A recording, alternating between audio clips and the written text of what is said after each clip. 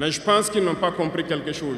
Quand nous disons la patrie ou la mort, nous vaincrons, ce n'est pas qu'une phrase, ça a tout son sens. Nous n'avons pas peur et nous n'aurons jamais peur. Ils ont fait peur sûrement à beaucoup de chefs d'État africains. Vous voyez, souvent quand on s'exprime ou lorsqu'on a l'occasion d'être dans certaines situations à l'extérieur, nous tenons souvent des propos pour interpeller les chefs d'État africains pour qu'on se réveille, prendre soin de notre jeunesse pour pouvoir amorcer notre développement réel. Nous sommes souvent mal compris. Certains ont riposté publiquement à nos propos parce qu'ils se sentent indexés.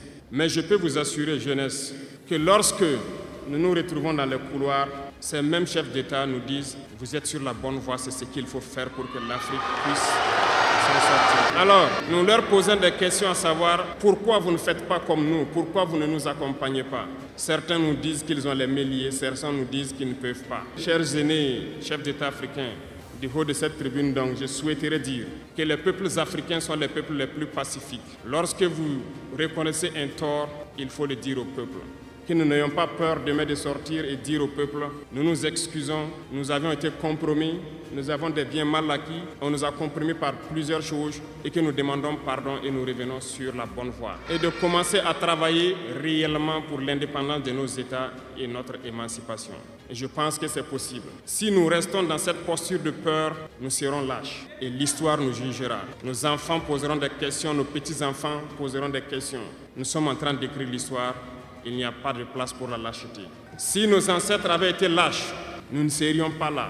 Souvenez-vous, je vous prends un exemple des peuples Bamileke et Bassa, je veux parler des Camerounais. L'Union des populations du Cameroun, qui depuis les années 50 a commencé une lutte implacable contre les colons. Mais ils ont été massacrés. Les armées coloniales françaises en son temps ont déversé des bataillons d'infanterie, des chars, des hélicoptères, ont anéanti des villages entiers. Les tortures les plus inhumaines ont eu lieu en cette période. Vous pourrez faire des recherches sur ce qu'ils appelaient la balançoire ou le bac à ciment. Des centaines de milliers de populations ont été décimées ainsi en Afrique parce qu'ils ont osé demander aux colons de quitter leur terre. Ça a abouti à une guerre civile qui a duré plusieurs années. C'est pour dire que des gens ont osé, ont affronté à main nue les impérialistes pour que nous soyons là. Il n'y a pas de raison que nous ne puissions pas affronter les impérialistes pour que nos générations à venir puissent vivre. Il y a beaucoup d'exemples à travers l'Afrique d'hommes courageux qui ont refusé d'être lâches, qui ont combattu, qui ont fait face. Eh bien, soyons dignes de ces gens.